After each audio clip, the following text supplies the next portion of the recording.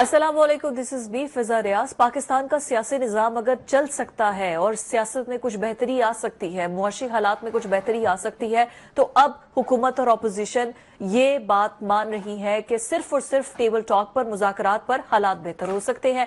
और table talk के लिए किसी एक को तो पहल करना होगी। शेर अफजल मरवत कहते हैं कि हुकूमत को अपनी अना खत्म करनी होगी और हुकूमत कहती है कि मुज़ाकरात के लिए पीटीआई को पहले पहल करनी होगी। लेकिन आज एक पॉजिटिव जेस्चर ये आया है कि स्पीकर कौमी असेंबली अयाज सादिक, जो कि कहते हैं कि मेरा घर, मेरा दफ्तर मुज़ाकरात के लिए हाजिर है। अगर किसी किस्म का कोई भी हेल्प चाहिए है मुज़ाकरात को आगे बढ़ाने के लिए, चूंकि पहले अयाज सादिक के साथ असद कैसर की मुलाकात भी हुई थी, कुछ अच्छे जुमलों का तबादला भी हुआ था मुज़ाकरात के हवाले से, तो अब स्पीकर की जानिब से कहा गया है कि I am always there for you, कि अगर आपने मुज़ाकरात करने हैं। और एक बड़ा पॉजिटिव जेस्चर दिया गया है स्पीकर कौमी assembly and including government side से। जरा उनकी बात सुने।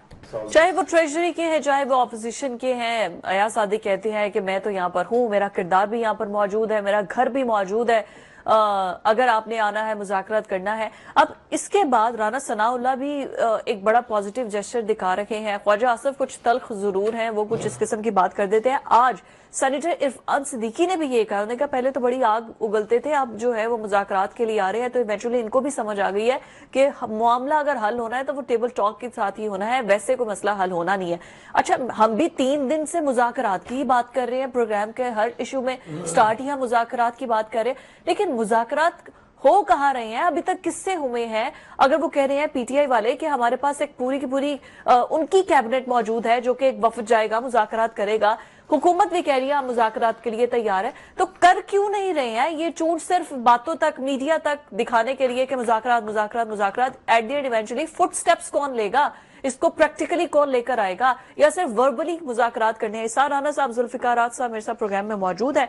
राहत साहब, प्रैक्टिकली इम्प्रैक्टिकल ये कौन लेकर आएगा मुज़ाकरात को? या हम भी यहाँ पर बैठकर मुज़ाकरात का खेल खेलेंगे, यही राग अलापेंगे, और वो लोग भी नेशनल असेंबली में बैठ के यही सब कुछ करेंगे?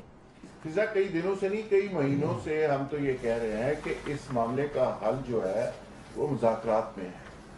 और मैं तो डे 1 से ये बात कर रहा हूँ कि देखें, मुज़ाकरात जो है ठीक है। मुज़ाकरात के हवाले से राहत साहब, sorry to stop you in half, क्योंकि आपके माइक में कुछ मसला, राना साहब इनका मसला हल कर ले उतनी देर।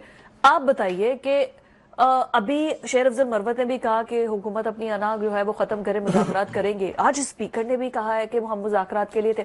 मतलब व्हाट यू थिंक, क्यों नहीं आगे ये बड़ा बात, सिर्फ हम बात ही इसकी करें मुज़ाकरात? बात ना फिजा ये है कि ट्रस्ट डेफिसिट जो है ना वो बहुत ज्यादा है। अब स्पीकर साहब कहते हैं कि जी मैं जामिन बन जाता हूं, मेरी तरफ आप कर लें मुज़ाकरात, मेरी तरफ कुछ कर लें, ठीक है ना। लेकिन स्पीकर साहब ने माजी में अपने आप को साबित नहीं किया कि वो तगड़े स्पीकर हैं। जब पार्लियामेंट में नकाबपोश अरकान पार्लियामेंट को उठाया गया तो स्पीकर जो थे वो कोई रोल नहीं प्ले कर सके। फिर उनके सामने खवातीन अरकान पार्लियामेंट ने पार्लियामेंट में कहा कि जी हमें जो है अगवा किया गया, उसके ऊपर वो कोई एक्शन नहीं ले सके, ठीक है। फिर उनके सामने जिस तरह अरकान असेंबली की बोलियां लगती रही, उसके ऊपर उन्होंने कोई रोल प्ले नहीं किया। तो स्पीकर के ऊपर इस तरह का एज सच ट्रस्ट नहीं किया जा सकता। दूसरी चीज जो है वो ये है कि जो आपने इंतखाबात के मुज़ाकरात के हवाले से की है, तो मैं आपको ये बता दूं कि मुज़ाकरात तो हो रहे हैं और कहीं ना कहीं इन मुज़ाकरात में आगे बात बढ़ रही है। अच्छा, दूसरी बात यह कि ये मुज़ाकरात कामयाब हो या नाकाम हो, वो सिर्फ एक वजह से हो सकते हैं, वो इस्टेब्लिशमेंट। अगर इस्टेब्लिशमेंट इन मुज़ाकरात के दोनों तरफ से, क्योंकि दोनों ही इस पोजीशन में नहीं है कि कोई डिसीजन बड़ा ले सके, अच्छा ठीक है ना। हुकूमत तो ले ही नहीं सकती, वो तो बेचारी वैसे ही कहने में गंजी नहाए क्या और निचोड़े क्या वाली बात है। उसके पास तो है ही कोई नहीं ऑप्शन कि वो कोई बात भी मान ले। इमरान खान साहब हैं, ये जो आज इरफान सिद्दीकी साहब बुजुर्ग आदमी है, मैं उनका बड़ा एहतराम करता हूं, लेकिन उनके अंदर जबान में ना बाजू का ख्वाजा आसिफ से ज्यादा भी कड़वाहट होती है, ठीक है।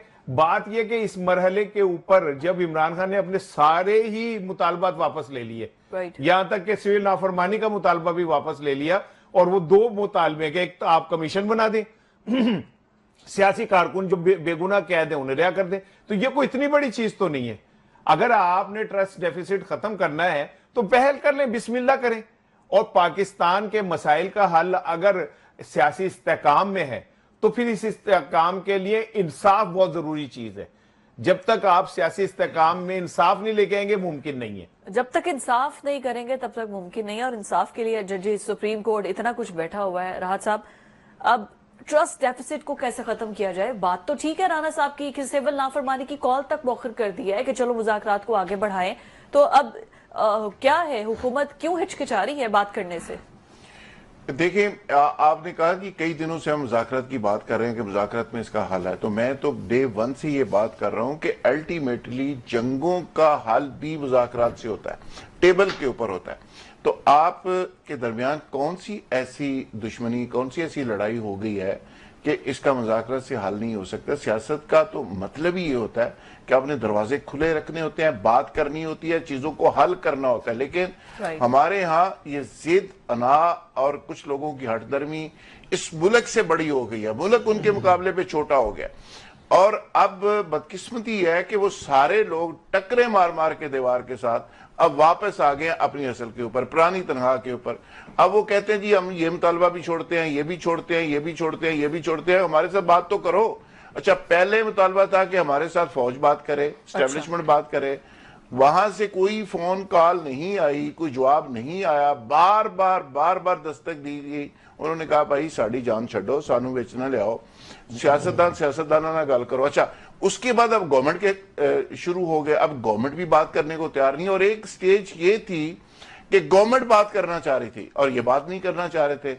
अब सिचुएशन ये है कि गौहर अली खान साहब जैसे लोग जो एक ऑर्डनरी वकील थे, अब उनको लेवल इस सारी लड़ाई में ये मिल गया है, ये पोजीशन मिल गई है कि वो प्राइम मिनिस्टर के साथ बैठे होते हैं, वो स्पीकर के साथ बैठे होते हैं, वो वहां पे काफियां और स्नैक्स खा रहे होते हैं।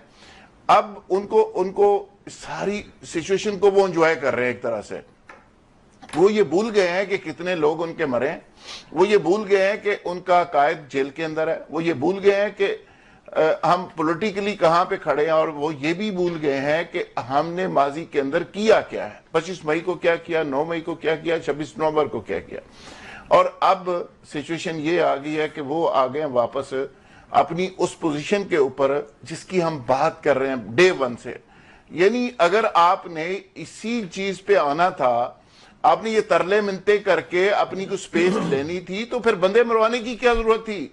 फिर ये सारा तमाशा लगाने की जरूरत क्या थी? मुल्क की तबाही बर्बादी करने की जरूरत क्या थी?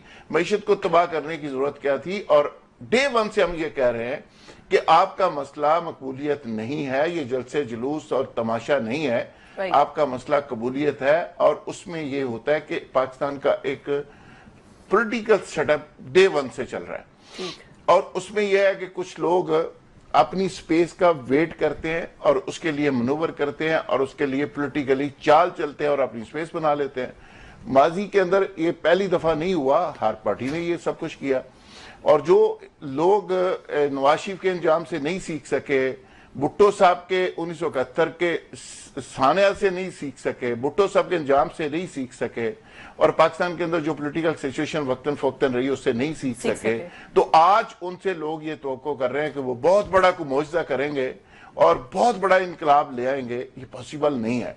आज गौहर अली खान साहब से लेके शेर अफजल मरवत तक सारे के सारे अपॉर्चुनिस्ट साबित हो रहे हैं, सारे के सारे कंप्रोमाइज साबित हो रहे हैं। और आज कोर कमेटी पीटीआई की कह रही है कि शेर अफजल मरवत, मैं इनसाइड आपको बता रहा हूं, अच्छा, कि वो ही इज द कॉम्प्रोमाइज, कि वो विकेट के दोनों तरफ खेल रहे हैं। ये कोर कमेटी में कोर कमेटी के अंदर ये बातें हो रही हैं। और वो साहब थे जो कहते थे कि मैं इस्लामाबाद जाऊंगा, मैं इस्लामाबाद को फतह कर दूंगा, गोली का जवाब गोली से देंगे, हम उड़ा देंगे, मार देंगे, खा जाएंगे। अब सिचुएशन ये हो गई है कि भाईजान भी पुरानी तनख्वाह गुजारा कर ली, ना सिर्फ तैयार ने बल्कि कर रहे हैं ना, एट द एंड इवेंचुअली आ रहे हैं। तो फिर ये सुल्तान रही वाली बढ़ के क्यों मार रहे हैं, मुल्क की तबाही क्यों कर रहे हैं, बर्बादी क्यों कर रहे हैं? सेनेटर इरफान सिद्दीकी देखें, ख्वाजा आसिफ देखें, ये भी तो बोल रहे हैं ना राना साहब। वो तो डे वन से कह रहे हैं कि आप आए हमारे साथ बैठे, बैठना चाहिए ना। अरे जी बताएं, डे वन से ये कह रहे हैं, क्यों नहीं बैठ रहे? राहत की बात जो इसने की है ना कि अगर इतनी लाशें गिरवा के मुज़ाकरात के लिए आना था तो पहले कर लेते। यही बात मैं इस तरह कहता हूं कि हुकूमत ने अगर मुज़ाकरात ही करने थे तो इतनी लाशें क्यों गिराई? क्या जरूरत थी लाशें गिराने की? बताएं। ठीक है ना, वहां पे उन्हें हुकूमत की जिम्मेदारी नहीं थी कि वो अपने शहरियों की हिफाजत करती? अगर कोई अपने सिविल राइट के लिए निकले। अब आप सुन लें, आज अमेरिका के स्टेट डिपार्टमेंट के जो तर्जुमान हैं, उन्होंने जो साफियों से गुफ्तगू करते हुए कहा कि जी पाकिस्तान के अंदर जो इंतखाबात में धांधली हुई है इसकी तहकीकात होनी चाहिए और इसके ऊपर जिम्मेदारों से बात होनी चाहिए। कल जो है वो रिचर्ड गर्नेल ने बात की, ज़ल्मे खलीलजाद कर चुके, उनके कांग्रेसमैन कर चुके, 278 के 378 कर चुके, खत लिखे जा चुके। आप अभी तक एक बात पे अड़े हुए कि मैं ना मानूं, ठीक है ना। वो क्या अम्मा मैं ना शर्त ला ली, कहाँ चिट्टा होता है? उन्होंने कहा बेटा काला होता है, आप हार जाओगे। उन्होंने कहा हारूंगा तो तब जब मैं मानूंगा। आप अगर आपका कहाँ चिट्टा है और आप इस पे अड़े हुए हैं तो दुनिया तो आपकी तरफ इशारा कर रही है। दुनिया आपको कह रही है कि आपने क्या गुल खिलाए। आप ये गुल खिलाए हुए जो हैं, ये जब तक आप इसको साफ नहीं करेंगे कोई बात नहीं होगी। दूसरी बात ये कि ये हुकूमत जो है तो पहले दिन से उसकी कह रही है मुज़ाकरात की। अगर हुकूमत इतनी ही सच्ची थी तो लोगों के घरों में छापे क्यों मारे? लोगों के घरों के अंदर तोड़फोड़ क्यों की? लोगों को अगवा क्यों किया? लोगों को क्या नाम है, आपने तशद्दुद का निशाना क्यों बनाया? लोग 26 नवंबर को आपने जो बर्बरियत का मुजाहिरा किया शहबाज हुकूमत ने क्यों किया? अगर आप इतने ही छोने काके मुन्ने हैं और आप जनाब अली बड़े सुलझू बच्चे हैं तो फिर आपने ये सब कुछ क्यों किया था? एक बात जहन में रख लें कि अब दुनिया जो है ना वो आपको गुंजाइश देने पे तैयार नहीं है। अमेरिका के आज स्टेट डिपार्टमेंट के तर्जुमान का जो इलेक्शन के ऊपर गुफ्तगू है आप सुने, वो इट इज अलार्मिंग। वो कह रहे हैं कि जी हाँ धांधली हुई है और इसके ऊपर तहकीकात होनी चाहिए। तो आप आगे चल के नक्शा देख लें क्या होगा। उनके आधे मुशीर बोल चुके, ठीक है, और बल्कि उसका एक जुमला जो गर्नेल का था कि नॉट फॉर लॉन्ग, कोई ज्यादा लंबी गल नहीं की, थोड़े दिनों की गल है। तो ये आपको समझना चाहिए यार, इससे पहले कि बाहर से आपको फोन आए आप अपने किबला खुद क्यों नहीं ठीक कर लेते? बात तो ठीक है कि पहले ही आप आपस में बैठ के मुज़ाकरात कर ले, बातचीत कर ले। राहत साहब, क्या गवर्नमेंट को सूट करेगा मुज़ाकरात होने के बाद कुछ सेटलमेंट हो, इमरान खान बाहर आए, गवर्नमेंट को सूट करेगा? देखिए जी, मैं तो ये बार बार ये कह रहा हूं कि आप फिर राना साहब ने चूंकि एक पॉइंट उठाया और मुझे जवाब देना पड़ेगा कि गवर्नमेंट ने क्यों लाशें गिराने के बाद, भाई गवर्नमेंट तो मुज़ाकरात की बात कर ही नहीं रही थी। मुज़ाकरात तो आपने बात की है, एहतजाज तो आप लेके आए थे, मुतालबा तो आपका था, गवर्नमेंट तो गवर्नमेंट कर रही है। सवाल यह है कि गवर्नमेंट के पास मुतालबा लेके गया कौन था? आप थे। आपने मुज़ाकरात किए, आपने एहतजाज किया, आपने बंदे मरवाए, आपने चढ़ाई की और अब फिर आप धमकियां दे रहे हैं। एक तरफ आप धमकियां दे रहे हैं अली मीन गंडापुर, दूसरी तरफ धमकियां दे रहे हैं सिविल नाफरमानी की, तीसरी तरफ मुज़ाकरात का बीक मांग रहे हैं और चौथी दफा कह रहे हैं जी अमेरिका अमेरिका अमेरिका अमेरिका। भाई अमेरिका, आप कहते थे कि रजीम चेंज अमेरिका ने करवाई है, तो भाई ये मौजूदा सेटअप ने तो साबित कर दिया कि अमेरिका का वो इन्फ्लुएंस पाकिस्तान पे है ही नहीं। यानी अमेरिका से एक ट्वीट आ रहा है, सियासी मशीर का एक आ रहा है, सिक्योरिटी एडवाइजर का एक आ रहा है, तीसरे बंदे का एक आ रहा है, चौथे बंदे का, और अब कहा जा रहा है कि जी तर्जुमान साहब ने ये कह दिया है। यानी सारी बगले बजाई जा रही है, पूरी पीटीआई बगले बजा रही है कि जी अमेरिकी तर्जुमान ने ये कह दिया। सवाल ये है कि इसका मतलब है कि इतने सारे बयानात के बाद पाकिस्तान में तो कोई चेंज नहीं हुई। इसका मतलब ये हुआ नहीं, इसका मतलब ये है, देखिए इसका मतलब ये है कि आप जो कह रहे थे कि अमेरिका से एक इशारा आता है तो पाकिस्तान में हर चीज चेंज हो जाती है, तो इसका मतलब है पाकिस्तान के तो 35 बयान आ गए हैं, अभी ट्रंप साहब कुर्सी पे नहीं बैठे, बयान पे बयान आ रहे हैं, तो पाकिस्तान की गवर्नमेंट तो कुछ नहीं हुआ। तरले मिलते तो आप ले रहे, पैरों में तो आप पड़े हुए हैं। अभी इन 4-5 स्टेटमेंटों का ये सारे जो ट्वीट्स आ रहे हैं उसका क्या फर्क पड़ा है? कुछ भी नहीं पड़ा। तो इसका मतलब यह है कि पाकिस्तान एक सॉवरेन कंट्री है। पाकिस्तान इस तरह का प्रेशर नहीं लेता जिस तरह का पीटीआई के लोग सोच रहे हैं, और जिस तरह कहा जा रहा है, बगले बजाई जा रही है कि तर्जुमान ने कह दिया धांधली होगी तो सुबह इलेक्शन काल अदम हो जाएंगे। भाई गवर्नमेंट भी वो है, आप अपोजिशन के अंदर हैं, आप तरले मिलते कर रहे हैं, आप जाके स्पीकर के दफ्तर के बाहर बैठे हैं, आप जाके असम्बली में तरले ले रहे हैं, तो इसका मतलब है जमानतों के लिए, मुलाकातों के लिए आप तरले ले रहे हैं। तो मैं ये कहना चाह रहा हूं, मैं कोई इनका दुश्मन नहीं हूं, मैं सिर्फ ये कह रहा हूं बीइंग पाकिस्तानी कि भाई ये सारी तबाही बर्बादी करके अगर मकसद मतमे नजर मुलाकात थी, मतमे नजर मुज़ाकरात थे, तो ये तो वैसे भी हो सकता है। ये सब कुछ करने की जरूरत नहीं थी। जरूरत क्या थी ये सारी तबाही करने की, अपने लोग मरवाने की?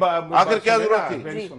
बात ये है कि ये जो बगले बजा रहे हैं या ये कर रहे हैं वो कर रहे हैं, आप इस बात पे आपको बड़ा हो रहा है कि बगले बजा रहे हैं, इस बात पे नहीं हो रहा कि वो क्या कह रहे हैं, आपको आपकी शक्ल दिखा रहे हैं असल, उस पे तो आपको शर्मिंदगी नहीं हो रही कि दुनिया आपके लिए क्या कह रही है।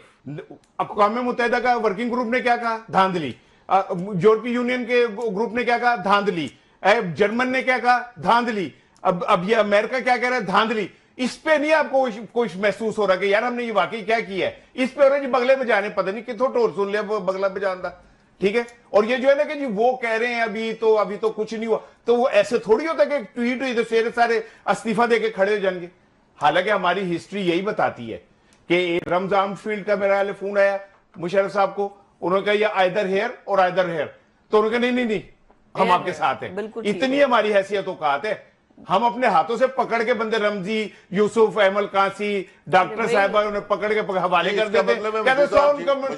ने साबित कर दिया कि वो रजीम नहीं है, वो प्रेशर ले सकते हैं, बड़ा प्रेशर ले सकते हैं। आज ही ख्वाजा आसिफ ने जो प्रेशर है ना वो रिलीज कर हर तरह के प्रेशर को बड़ा प्रेशर दे, और ये सारा प्रेशर, सारे ट्वीट आज ख्वाजा आसिफ की गुफ्तगू सुनिए, गैर सलामती का मशीर, आज ख्वाजा आसिफ ने क्या कहा करके उन्होंने कहा जी हम प्रेशर नहीं लेते, आ रहे हैं और अगले मिनट बाद क्या कह रहे हैं कि हाँ असर कोई नहीं हो रहा है। इसका मतलब आप मौजूदा क़यादत खड़ी होकर फेस कर रही है, नहीं बड़ा फेस कर रही है। तभी ख्वाजा आसिफ ने आज फरमा दिया कि हाँ नहीं हम वेंटिलेटर पे हैं और मईशत जो है ना अमेरिका ने संभाली हुई है, बड़े फेस करने वाले देख लो, ठीक है ना। बड़े आप अमेरिका की कर रहे हो जो हम उनको फेस कर सकते हैं, इतनी तो तुम में हिम्मत नहीं है कि अमेरिका ने बेड़ा गर्क कर दिया, अमेरिका हमारा दुश्मन है, अमेरिका ने रजीम चेंज कर दिए। आज उधर जाके तरले मिनते तरले मिनते कितने करती भाई उनके ट्वीट्स, तुम बैठे होते हो, तुम्हें पता उनके ट्वीट्स पे क्यों रो रहे हैं, ट्वीट्स पे बयानियां बनाए जाते हैं, उनके ट्वीट्स पे क्यों बगले बजा रहे हैं। ट्वीट हुई है, शर्म करोगे, ट्वीट्स आपको इस बात पे शर्म आनी चाहिए। अमेरिका के ट्वीट्स पे ईट के ऊपर खुदा का खौफ करो यार। अब आप जाके उधर बैठ जाओ, अमेरिका में कैसा लेके बैठ जाओ। दुनिया क्या कह रही है कि आपने इलेक्शन चोरी किए, जोली फैला के उधर बैठ जाओ अमेरिकी एम्बेसी के बाहर यार। आपका लीडर जो है यार कहता है हम फकीर हैं। मेरा कौन लीडर है? मेरा तो है कोई नहीं लीडर। लीडर तो आप रोज वो करते हो ना, मेरा कोई वो कहता है हम चोर हैं। मेरा पाकिस्तान मुल्क है, मैं बड़ा पाकिस्तान मुल्क है, मेरा कोई लीडर नहीं है। आप करते हैं, मेरा तो लीडर है ही कोई नहीं। बड़े पाकिस्तान आज क्या नो वीजा फौज है उन्हें पाजे का बेस्टर हूं, पाकिस्तान का बड़े मर्द मुजाहिद हो। आज नेशनल असेंबली के अंदर एक बहुत ही अहम इश्यू जिस पर डिबेट हुई है वो है पाकिस्तान के अंदर जो बुरे हालात हैं इंटरनेट के। एक तो आईटी सेक्टर मुकम्मल तबाह हो चुका है, जो एक मेन सोर्स है आपके मुल्क के अंदर रेवेन्यू जनरेट करने का डॉलर्स में, वो तबाह हो चुका है। और उस पर आज डेप्यूटी स्पीकर भी बोले हैं। पीपल्स पार्टी जो कि हुकूमत की इत्तेहादी है, वो बहुत रिजर्वेशन उन्होंने शो किया। उन्होंने कहा ऐसी कौन सी फाइबर ऑप्टिक है, ऐसी कौन सी फायरवॉल आप लोग इंस्टॉल करना चाह रहे हैं कि वो इंस्टॉल हो ही नहीं पा रही। अब्दुल कादिर पटेल कौमी असेंबली में बोल रहे थे, जरा उनको सुनते हैं। ये है जी अब्दुल कादिर पटेल, शाज़िम मरी भी बोली है। वो कहती है कि एक तो इंटरनेट आ ही नहीं रहा और फिर उसके बाद आप बिल भी लेकर आ रहे हैं, डिजिटल बिल, तो ये किस किस्म का मजाक है। और इस पर फिर वो हमारे जो आईटी मिनिस्टर साहिबा हैं वो बोली, वो कहती है कि हम नए फाइबर ऑप्टिक बिछा रहे हैं, जल्द से जल्द हो जाएगा। आपका कोई इंटरनेट, कोई व्हाट्सएप, कोई एक्स, कोई अकाउंट आपका चल नहीं रहा है, वीपीएन इंस्टॉल किया तो फिर थोड़ा बहुत अल्लाह की मेहरबानी से चल रहा है। ये तो हालात है इस मुल्क के अंदर, जब हम एक आईटी में और इसके अलावा आप एआई में इतना एडवांस हो चुके हैं हमारे मुल्क में। जैसे बिजली गैस नहीं मिल रही ना, ऐसे इंटरनेट भी नहीं मिल रहा है। राहत साहब, किस तरह गवर्नमेंट निकलेगी इस सारे सूरत हाल से और वजह क्या है? मतलब दिस इज रियली नॉनसेंस कि एक शार्क ने जाके काट लिया है केबल को समंदर के अंदर और उस वजह से इंटरनेट नहीं आ रहा। क्या हम पागल हैं? मेरा ख्याल है एक तो वो जो मछलियां काट लेती हैं हर दफा इंटरनेट वायर को, उनके खिलाफ एक ऑपरेशन की जरूरत है। और अलीमुन गंडापुर साहब को भेज दें या मोहसिन नकवी साहब की ड्यूटी लगाएं कि उन मछलियों के खिलाफ एक भरपूर ऑपरेशन करें। या तो जथा लेके वो केपीके से आए या मोहसिन नकवी साहब यहाँ से आईजी इस्लामाबाद आजकल तंदुरुस्त हो गए, उनको लेके फोर्स के साथ जाएं और सारी मछलियां मार दें। दूसरा यह है कि शहजाद फातिमा साहबा, मैं कुछ ज्यादा उनके बारे में नहीं जानता, उनकी कुछ स्टेटमेंट से वास्ता पड़ता रहता है। वो ऐसी ऐसी बातें करती हैं कि हंसी आती है और पूरी दुनिया उस पर मजाक उड़ाती है। VPN की वजह से हमारा इंटरनेट स्लो हो गया है। हाँ। ये भी उनकी स्टेटमेंट है। और इसके अलावा कई तरह की उन्होंने माशाल्लाह ऐसी नई नई बातें की हैं कि वो लोगों को हजम नहीं हो रही। आजकल छोटे छोटे बच्चे इंटरनेट को, सोशल मीडिया को और एक्स को और ये सारी एप्स को बहुत अच्छे तरीके से ना सिर्फ समझते हैं बल्कि बिलियंस रुपए उससे कमा भी रहे हैं। मुनासिब होता कि अगर गवर्नमेंट कोई ऐसा किसी बच्चे को ये पोर्टफोलियो दे देती और आईटी के मामलात को वो देखता। और पंजाब गवर्नमेंट के पास एक अच्छा ब्रेन था, डॉक्टर उमर साहब, अगर उसके जुम्मे ये लगा दिया जाता तो मेरा ख्याल है आज ये इश्यूज ना होते। लेकिन मुसीबत ये है कि यहाँ चाचा बाबा, भतीजा, बांझा, मांझी, ये उनको ये पोजीशनें देनी होती है और यहाँ पे रेडियो की तरह जो कि चीजें बढ़ती हैं कि जिसके जो पसंद आती है ये मैनू दे दो, ए मैनू दे दो, जिन्हों जो चीज पसंद आती हो ले लेंगे। तो मेरिट पे चीजें होती नहीं, बड़ी बदकिस्मती है। और दूसरी बात यह है कि ये तो है गवर्नमेंट की साइड, दूसरा यह है कि जो लोग इस पे बात कर रहे हैं उनकी शक्लों पे एक्सपायरी डेट लिखी हुई है और वो है 1990, 85, 70 के लोग जिनको ना इंटरनेट का पता है ना फेसबुक का वो इल्म है। उन्होंने 2-2, 4-4 बंदे रखे हुए हैं साथ। नहीं, मैं बताती हूँ। उन्होंने एक तरफ एप्पल वॉच पहनी होती है और दूसरी तरफ टाइम देखने के लिए रेगुलर वॉच पहनी होती है। Oh my God. और मोबाइल के ऊपर भी टाइम देख रहे होते हैं। अच्छा, 3 जराए से वो टाइम देख के कंफर्म करते हैं कि टाइम ठीक चल रहा है, टाइम ठीक चल रहा है। और टाइम फिर उनका ठीक नहीं चल रहा होता, फिर प्रॉब्लम होती है और फिर किसी और जगह फोन करके पूछते साडा टाइम ठीक चल रहा है और असि हुण सियासत किन्नी देर रवांगे। तो मैं कहता हूँ ये बहुत सारे केसेस हैं जो एक्सपायरी डेट सियासतदान है और ये उम्र के लिहाज से नहीं, ये ढाकिज्म है, ये स्टेटस को के लोग हैं। इनका मौजूदा निज़ाम से, दुनिया से, नस्ल से कोई ताल्लुक नहीं। और अगर ये माजी से निकल के हाल में भी आ जाए तो ये बहुत बड़ी ब्लेसिंग होगी। ये पिछले 30, 40, 50 साल, एक सदी पीछे जिंदा है और इनका प्रॉब्लम ही सबसे बड़ा ये है कि वो आज की नस्ल को एक्सेप्ट ही नहीं कर पा रहे। और वो इंटरनेट का इशू हो या कोई और इशू हो, इनके लिए, इनकी सेहत के लिए और इनकी सियासत के लिए बोर्ड के रिजल्ट को भी एक्सेप्ट कर बड़ा अच्छा होगा इनकी सियासत के लिए कि वो जितनी जल्दी हो सके वो फौरी तौर पे हाल के अंदर आ जाए। चलो फ्यूचर के अंदर तो ये जा ही नहीं सकते, कैपेसिटी नहीं है, लेकिन हाल तक पहुंचने की कोशिश करें। महातीर मोहम्मद को मलेशिया के अंदर किसी साहब ने कहा, उसने कहा कि आप इलेक्शन हार जाएंगे। अच्छा। इत्तेफाक से वो मेरे जानने वाले साहब थे। वो पब्लिक सेंटीमेंट पे बात करते थे, AI के जरिए वो स्टडी करते हैं और बता देते हैं कि किस हलके में कितने वोटर है, कितने वोटर क्या माइंडसेट रखते हैं, किसका क्या प्रॉब्लम है, किसका क्या इशू है और उसको एड्रेस किया जाए तो सारे मसले हल हो सकते हैं। तो महातीर मोहम्मद साहब ने हारने के बाद पूछा कि आपको कैसे पता था कि मैं हार जाऊंगा। उन्हें क्या गल तुसी अगर मैंने पहले पूछी होती तो मैं कोई हल भी दस दिंदा, तुसी हारन तो बाद पूछिए तो लिहाजा मेरे को कोई हल नहीं, तुसी हार चुके। सो पब्लिक सेंटीमेंट से लेके लोगों के ट्रेंड और आगे जाने वाली नस्ल और मौजूदा हालात के अंदर जिंदा रहने वाले लोग और रेवेन्यू और सोशल मीडिया, ये किस बला का नाम है। यकीन करें कि हमारी सियासत के लोग जानते ही नहीं है और वो इंतकाम ले रहे हैं इस सिस्टम से भी और नई नस्ल से भी। इस सिस्टम से भी इंतकाम ले रहे हैं और नई नस्ल से भी इंतकाम ले रहे हैं। और पीटीआई तो वैसे भी इंटरनेट में बहुत स्मार्ट है, बहुत आगे है। वो तो उस टाइम पर वो चीजें कर चुके थे जो अभी तक इन मिनिस्टर्स को शायद ना पता हो। आपको क्या लग रहा है कि ये मसला इमरान खान की वजह से है? नहीं, वो ये सिर्फ और सिर्फ इमरान खान की वजह से है। वो बताया ना, वो बंदा महातीर को उसने बताई कि ये बात ऐसे है। हाँ। वो एक बंदे अदालत में पेश हुआ, चोर था, तो एक बात पे ना उसने हल्का सा सर वो किया, फिर कहता कि मेरी माँ ने एक बात कही थी कि किसी को बताना नहीं। तो जज ने कहा कि क्या कही था? कहता जज मेरी माँ ने कैसी कि बताना नहीं, तो मैं तेनू कहीं दस दिया।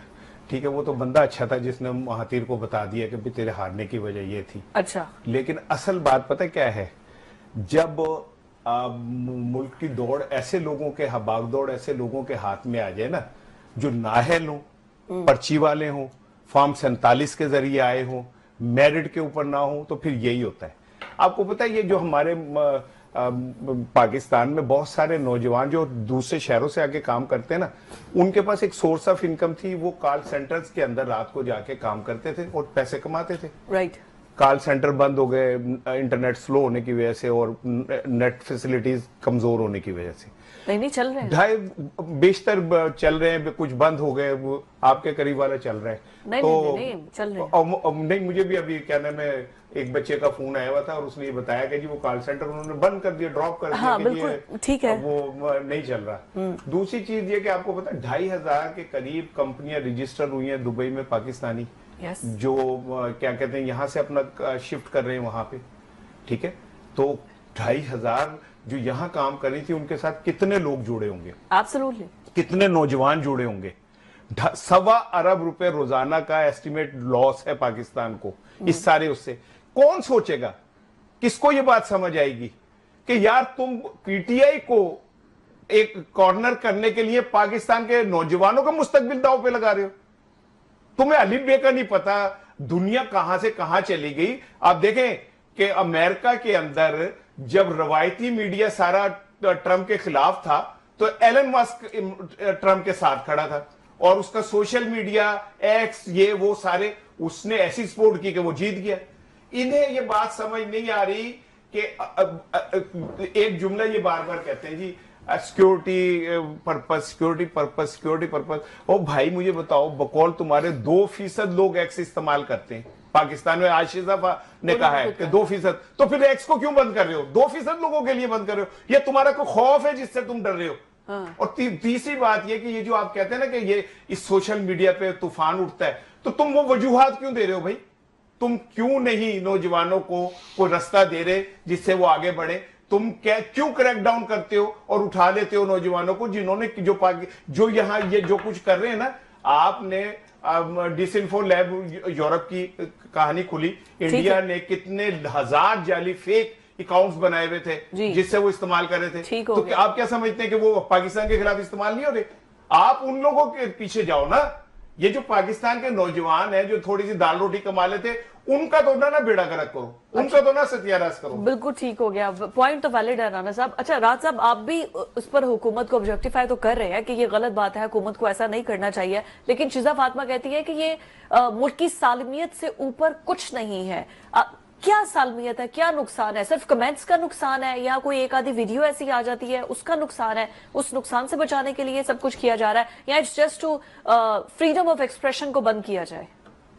देखिए, फ्रीडम ऑफ एक्सप्रेशन की बात नहीं है। जब आप इज़हार राय के ऊपर पाबंदी लगाते हैं, आप इंफॉर्मेशन को रिस्ट्रिक्ट करते हैं और उसको आगे नहीं पहुंचने देते, फिर अफवाहें जन्म लेती हैं, फिर फेक न्यूज सामने आती है। और आज सबसे बड़ा मसला हमारा फेक न्यूज बन गया। और फेक न्यूज कहां से जनरेट होती है, कैसे होती है, कौन करता है और कहां तक पहुंचती है और इफेक्ट कैसे होती है, एक पूरी साइंस है और इस पर घंटों बात हो सकती है। लेकिन मसला जो शिजा फातिमा ने बार बार कहा कि जी मुल्की सलामती का है, मुल्की सलामती का सबसे बड़ा मसला यह है कि आपने अपने शहरी को एम्पावर करना होता है, आपने अपनी यूथ को एम्पावर करना होता है, उसको अपने पांव के ऊपर खड़ा करना होता है। मिडिल क्लास आपकी सोसाइटी की एक ऐसी क्लास होती है जो पिलर होती है, जिसके ऊपर सोसाइटी खड़ी होती है। आपने वो एलिमिनेट कर दी, यूथ को आपने मायूस कर दिया। और एक होती है फ्यूचर की होप जो जुड़ी होती है मुल्क की सलामती के साथ। फ्यूचर की होप क्या होती है? जिसके ऊपर माशरा जिंदा रहता है, जिसके ऊपर लोग जिंदा रहते हैं और उसकी बेस के ऊपर आगे बढ़ते हैं। एक नौजवान जो BA MA या मैट्रिक FA BA कर रहा होता है, उसको ये उम्मीद हो कि नौकरी उसको मिल जाएगी, वो तालीम से फारिग होगा।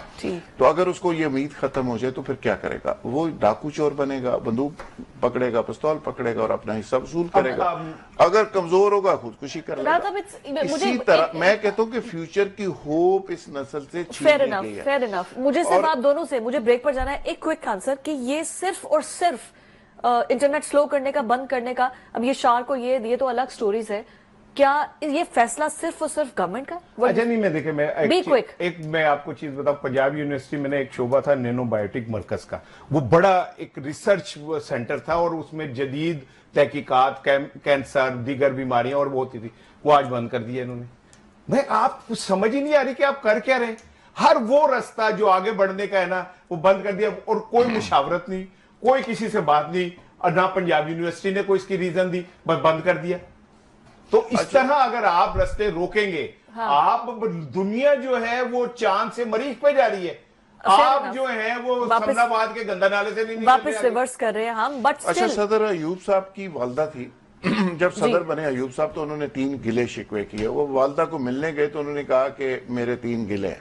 पहली चीज तो यह है कि गांव में जब गाड़ियां आती हैं ईवान सदर की, तो वो मटी बड़ी उड़ाती हैं, लोगों को बड़ा तंग करती हैं। ये बंद करें ये तमाशा जो प्रोटोकॉल वाला। दूसरा, उन्होंने कहा कि बच्चे पढ़ते हैं, BA MA करते हैं, उनको नौकरी क्यों नहीं मिलती, और ये पढ़ाया क्यों जाता है बच्चों को अगर नौकरी नहीं देनी। तीसरा, उन्होंने कहा जो पटवारी है, जब से आप सदर बने हैं, वो 50 रुपए फसलाना लेता था, यानी वो रिश्वत लेता था, अब वो 100 रुपया मांगता है।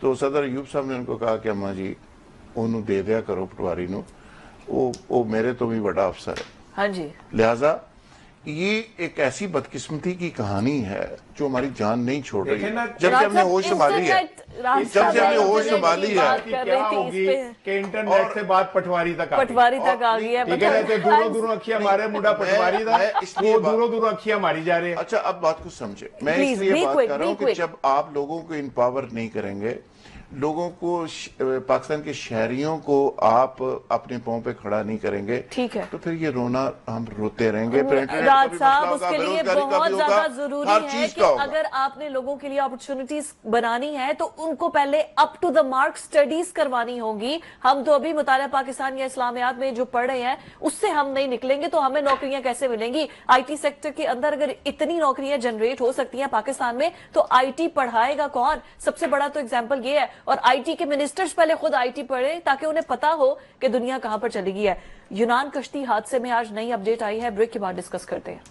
बात करेंगे जो यूनान कश्ती हादसा था। ब्रेक पर जाने से पहले भी हम यही डिस्कशन कर रहे थे कि हमारी यूथ को ये गवर्नमेंट या कोई भी गवर्नमेंट ये क्या दे रही है, कुछ प्रोवाइड नहीं कर रही तो वो डंकी लगा के बैरून मुल्क जाते हैं। लास्ट ईयर भी यही हुआ था, इस साल भी यही हुआ है, और अभी 72 घंटे के बाद रेस्क्यू ऑपरेशन को बंद कर दिया गया है।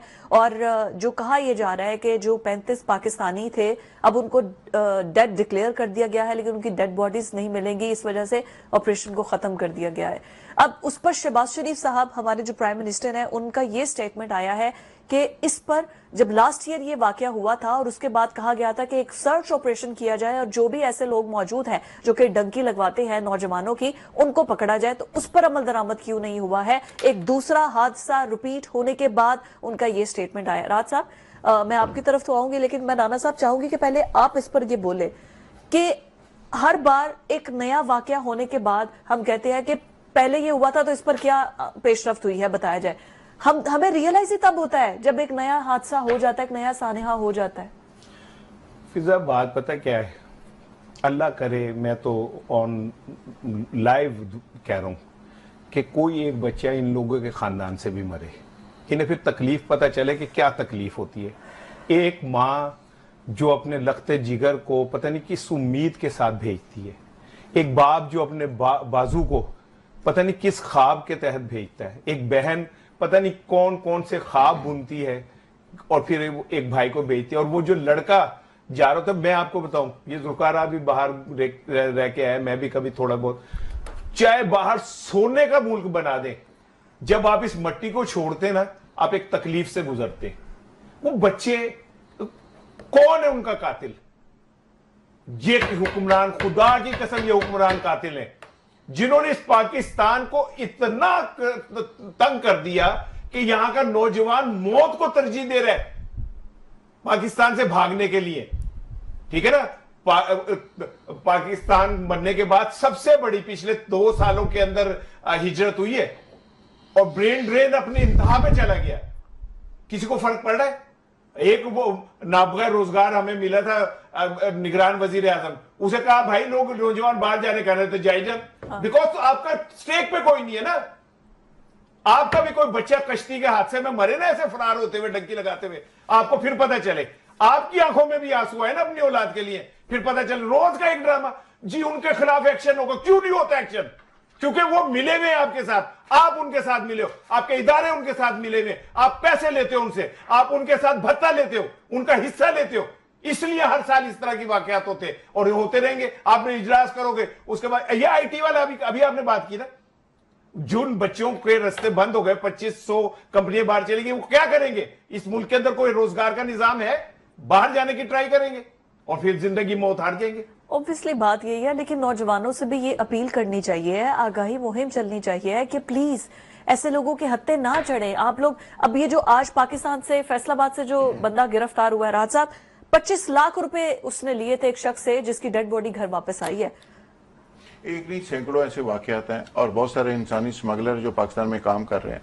हो ये रहा है कि यहाँ से जो लेबर बाहर जाती है वो इस तरह की हरकतें बाहर करती है कि उसको एक्सेप्ट नहीं किया जाता। पाकिस्तानी लेबर के मुकाबले में बांग्लादेश, नेपाल और इंडिया को तरजीह दी जाती है। यहाँ के लोग जो जाते हैं वो लेबर होती है, स्किल्ड नहीं होते। यहाँ पे कोई अदारा लोगों को स्किल्ड नहीं कर रहा, गवर्नमेंट इस पे तवज्जो नहीं दे रही। अगर बाहर लोग जा भी रहे हैं, हाँ। यूथ जा भी रही है, जिसको हम कहते हैं कि 6-7 करोड़ यूथ है, और वो बेचारे लेबर के तौर पे जा रहे हैं और वहां पे जाके वो दिहाड़ी करने के अलावा उनके पास ऑप्शन कोई नहीं।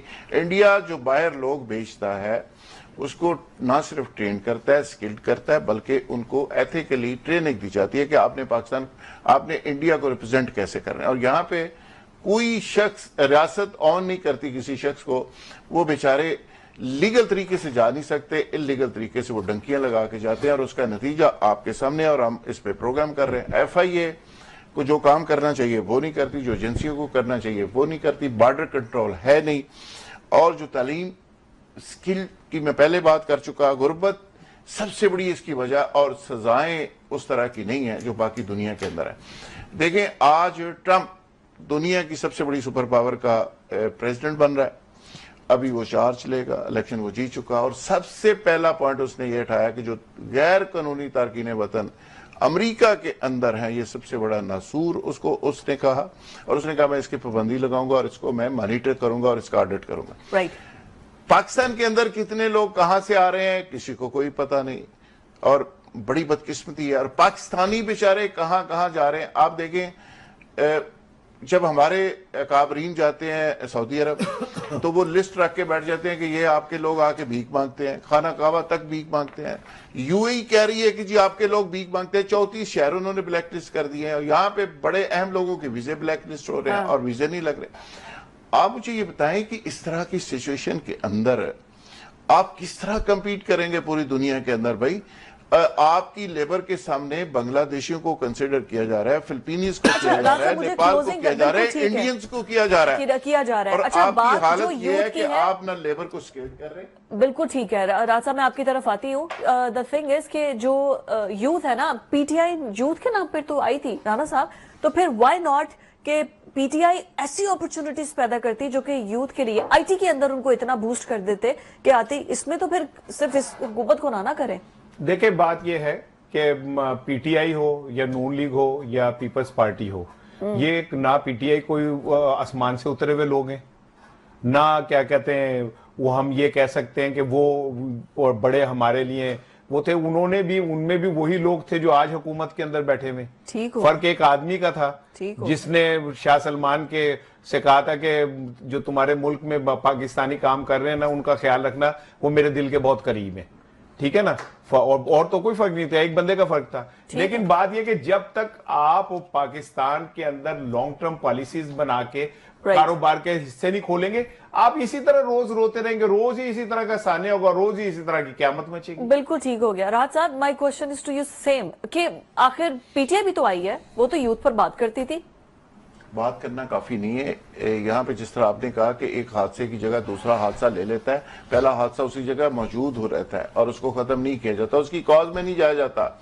भाई उसकी रूट काज क्या है, नौजवान क्यों मुल्क छोड़ रहे हैं, ब्रेन ड्रेन क्यों हो रहा है। 30 लाख लोग मुल्क छोड़ गए, कंपनियां यहाँ पे चली गई, $30 अरब पाकिस्तान से निकल गया। ये सब कुछ क्यों हो रहा है, लोग बेचैन क्यों हैं। यहाँ पे अरबपति लोगों की शक्लों पे पता नहीं बेचैनी लिखी हुई है। और यहाँ पे एक वक्त था कि पैसा कमाना मसला था, अब शायद पैसा बचाना मसला बन गया। सिक्योरिटी बहुत बड़ा इशू है। तो ये सारी चीजें किसने देनी होती है, ये रियासत ने देनी होती है। जब मैं बात करता हूँ कि रियासत का शहरी के साथ जो कंट्रैक्ट होता है वो कमजोर हो रहा है, वो वीक हो गया, और शहरी रियासत को ऑन नहीं कर रहा और रियासत शहरी को ऑन नहीं कर रही, उसके नतीजे में ये सारी गड़बड़ हो रही है। तो होता यह है कि पूरी दुनिया के अंदर जब शहरी बड़े बड़े टैक्सेस देते हैं और खुशी से देते हैं, तो उसका मतलब ये होता है कि रियासत उनको सपोर्ट कर रही होती है, रियासत Exactly. सिक्योर कर रही होती है, रियासत एजुकेशन दे रही होती है, वो हेल्थ दे रही होती है। तो यहाँ पे क्या रियासत क्या कर रही है? इन रिटर्न उनको कुछ ना कुछ तो बेनिफिट्स यहाँ मिलते पे हैं ना। रियासत सिर्फ और सिर्फ मारती है, टैक्स लेती है, और जो हालत करती है उसके बाद किसी को 1 रुपया देने को दिल नहीं करता। क्योंकि रिटर्न और आपको यही कुछ सबसे मिल बड़ी नहीं रहा। बदकिस्मती। यही सबसे बड़ी बदकिस्मती है, और इसी वजह से लोग, नौजवान जो है, वो यूथ हमारी, वो ब्रेन ड्रेन, जिनके पास स्किल है वो चले जाते हैं। बाकी लोग कहते हैं पैसा है तो सिर्फ बाहर के मुल्कों में, और वो फिर डंकी लगाते हैं, और फिर ऐसे लोगों का कारोबार भी चल रहा है। और हम एक और नए साने का इंतजार करेंगे जिसमें कोई 250-300 लोग फिर मर जाएंगे, और हम कहेंगे पिछली वाली कमेटी ने क्या काम किया है। आज के प्रोग्राम से इतना ही। अल्लाह हाफिज।